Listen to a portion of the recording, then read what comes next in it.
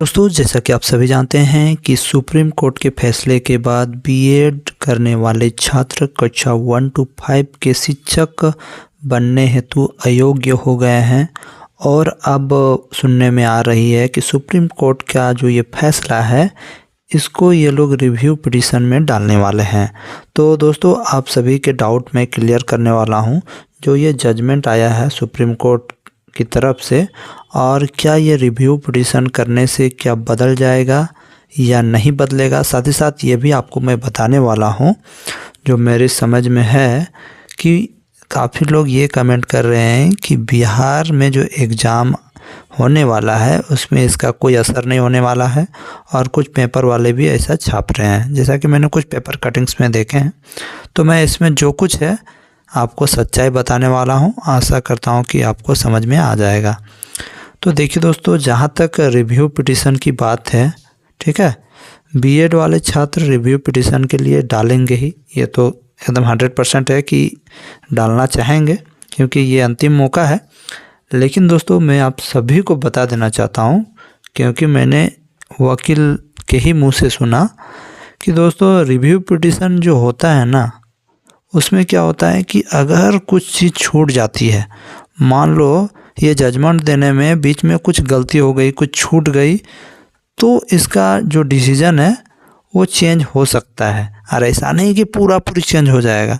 तो मुझे लगता है कि ये जो जजमेंट है चेंज नहीं होने वाला है। अब बोलिएगा क्या है, इसीलिए क्योंकि दोस्तों ये जो जजमेंट आई है, ये जजमेंट आई है दोस्तों 5 साल बाद आई है, ठीक है, 5 साल बाद आई है। यानी यहाँ पर जितने वकील हैं और जजेज हैं, इसको पूरी तरह से अध्ययन किए हुए हैं, गहन अध्ययन किए हैं, ठीक है। गहन अध्ययन करने के बाद उन्होंने ये जजमेंट दिया है दोस्तों। और अगर आप उनके ये जजमेंट को चैलेंज करते हो, तो क्या आपको लगता है कि ये जजमेंट चेंज हो जाएगी? जी नहीं, ये जजमेंट चेंज नहीं होने वाली है।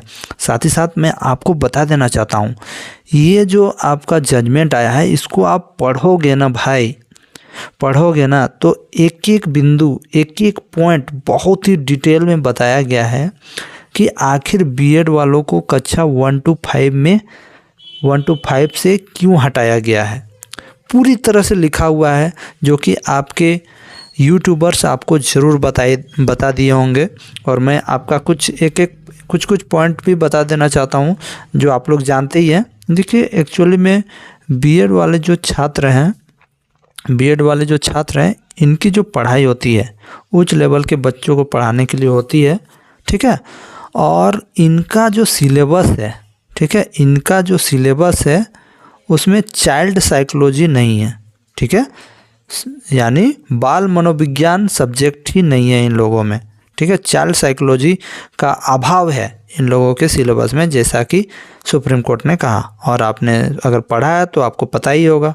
तो ये सबसे बड़ी बात है। और ऊपर से मैं आप सभी को बता देना चाहता हूँ, 2018 से पहले जो बीएड है वो कक्षा 1 to 5 के लिए एलिजिबल नहीं था।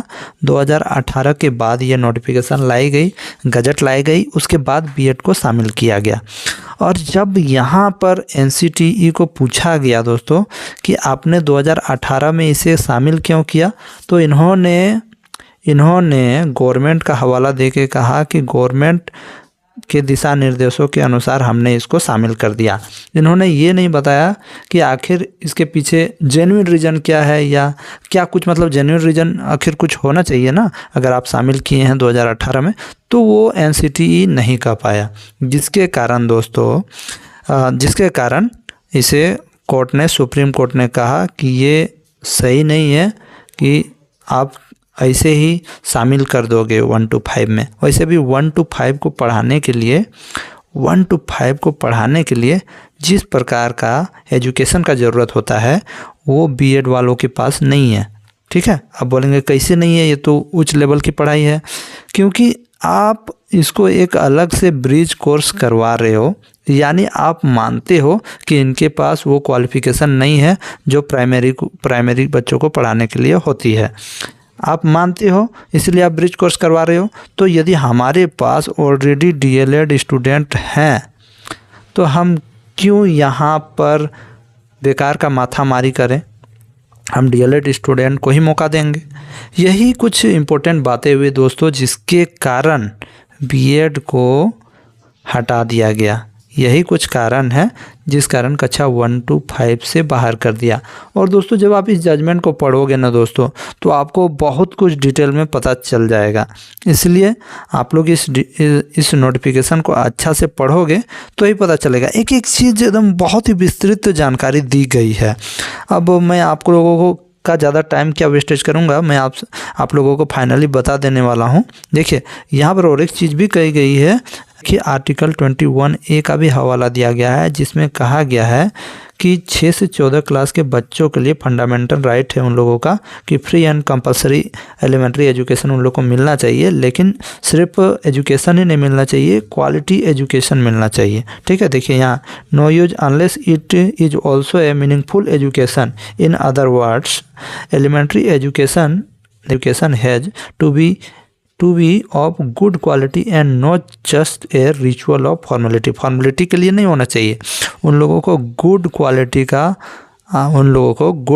का 6 से 14 वर्ष के बच्चों को गुड क्वालिटी का एजुकेशन चाहिए। सिर्फ फॉर्मेलिटी के लिए पढ़ा दिए जैसे तैसे कुछ आता वाता है नहीं। देखिए छोटे बच्चों को पढ़ाने के लिए जो नॉलेज होनी चाहिए वो नॉलेज आपके पास है ही नहीं, तो आप कैसे पढ़ा सकते हो। यहाँ पर काफ़ी लोग कहते हैं दोस्तों कि बीएड वालों के पास उच्च शिक्षा है। तो दोस्तों ऐसा बात नहीं है कि कोई पीएचडी कर रहा है तो कक्षा 1 to 5 का बच्चा को आके पढ़ा देगा। मान लीजिए जैसे क्या है, पीएचडी किया है मतलब उसके पास उच्च डिग्री है, तो ऐसा थोड़ी है कि वो आके कक्षा 1 to 5 के लिए एलिजिबल हो जाएगा। उसको ट्रेनिंग करना पड़ेगा। और दोस्तों तभी तो भारत सरकार ने डिप्लोमा इन एलिमेंट्री एजुकेशन या डीएलएड करवा रही है कक्षा 1 to 5 के लिए, 6 to 8 के लिए, और बीएड वालों को उच्च कक्षा के लिए करवाई जा रही है। इसलिए करवाई जा रही है, बात यही है। तो इसमें देखिए दोस्तों सभी चीज़ें बहुत ही इम्पोर्टेंट और बहुत ही अच्छी तरह से लिखी हुई है। और यहाँ पर जहाँ पर केसें हुई है दोस्तों इससे पहले, वो सब सारे केस का भी डिटेल दिया हुआ है कि कहाँ इससे पहले केस हुआ, क्या नहीं हुआ, आर्टिकल 21A क्या है, क्वालिटी एजुकेशन क्या है, और बहुत सारी चीज़ें यहाँ पर दिया हुआ है दोस्तों। तो आप इसको एक बार पढ़ोगे अच्छा से तो आपको पता चलेगा। और यहाँ पर ये भी लिखा है कि आखिर बीएड वाले क्यों इसके लिए एलिजिबल नहीं हैं, ये भी लिखा हुआ है। तो सब कुछ इसमें बताया हुआ है। तो बात यही आती है घुमा फिरा के कि ये जो रिव्यू पिटीशन डालने का तो डाल देंगे, ठीक है, ये जो रिव्यू पिटीशन है वो डालने का डाल देंगे क्योंकि वो आज़ाद हैं, डालने का है डाल देंगे।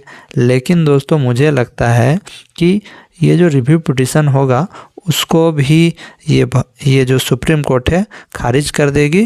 Qualified teachers were kept out from the purview of eligibility of teachers in primary school as a B.Ed was not considered as a qualification for teachers at primary level। फिर आगे देखिए क्या दिखा, the inherent pedagogical weakness in B.Ed courses for the primary classes। यानी यहाँ पर कहा जा रहा है कि आपका B.Ed का जो कोर्स होता है वहाँ पर पेडागोजिकल वीकनेस है, ठीक है, यानी मनोविज्ञान की जो पढ़ाई होती है, चाइल्ड साइकोलॉजी की जो पढ़ाई होती है, उसकी यहाँ पर कमी स्पष्ट देखी जा सकती है, इनके कोर्सेस में नहीं है। और इन लोगों का जो बीएड का जो कोर्स स्पेशली डिज़ाइन हुआ है वो उच्च लेवल के बच्चों को पढ़ाने के लिए हुआ है, उच्च कक्षा के बच्चों को पढ़ाने के लिए ये डिज़ाइन हुआ है। तभी तो आप मानते हो कि 6 मंथ का ब्रिज कोर्स आपको करना होगा, यानी आप मानते हो कि वो एलिजिबल नहीं है, बच्चों को पढ़ाने में सक्षम नहीं है। तो यहीं पर केस रफा दफा हो जाता है।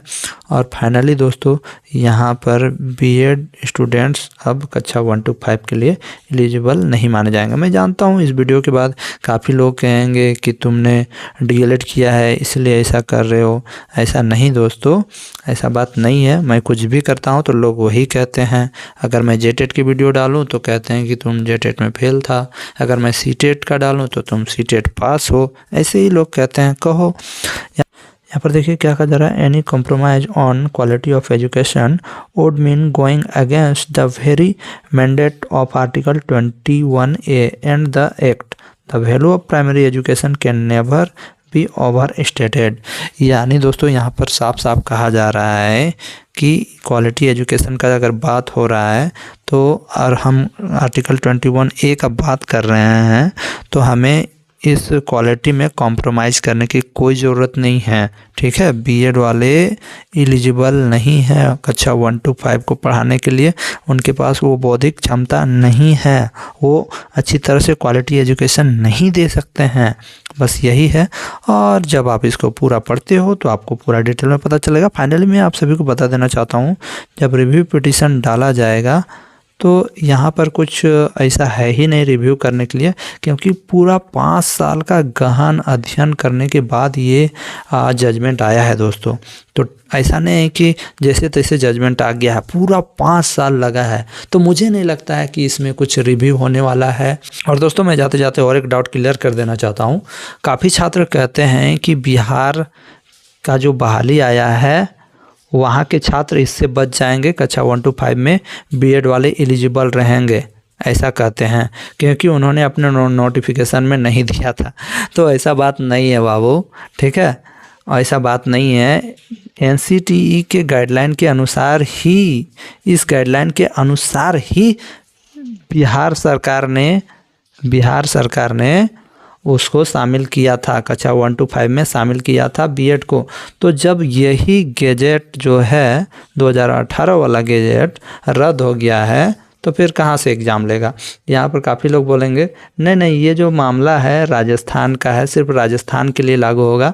नहीं बाबू, एनसीटीई जो है एक संस्थान है जो पूरे भारत में डीएलएड बीएलएड जो भी करवाती है, सब में इसी के नियम के अनुसार सीटेट भी होता है, बीएड वीएड सारा इसी के दिशा निर्देश के अनुसार होता है। तो जब राजस्थान में वो रद्द होगा तो हर राज्य में ये लागू हो जाएगा, जैसे कि एमपी में भी लागू हो चुका है और हर जगह लागू होगा। पीआरटी से लेकर केबीएस हर बहाली में ये लागू हो जाएगा। देखिए बिहार सरकार अभी इस पे कुछ नहीं कर रही है, ये आने वाले टाइम पे दिख जाएगा आपको। जैसे ही एनसीटीई का गाइडलाइन नया जारी हो जाएगा आपको देखने को मिलेगा कि 1 to 5 के लिए यहाँ भी बीएड वाले अनएलिजिबल हो जाएंगे। अब देखते हैं क्या होता है। बाकी बात इस विषय में आपका क्या कहना है ज़रूर कमेंट करें। धन्यवाद।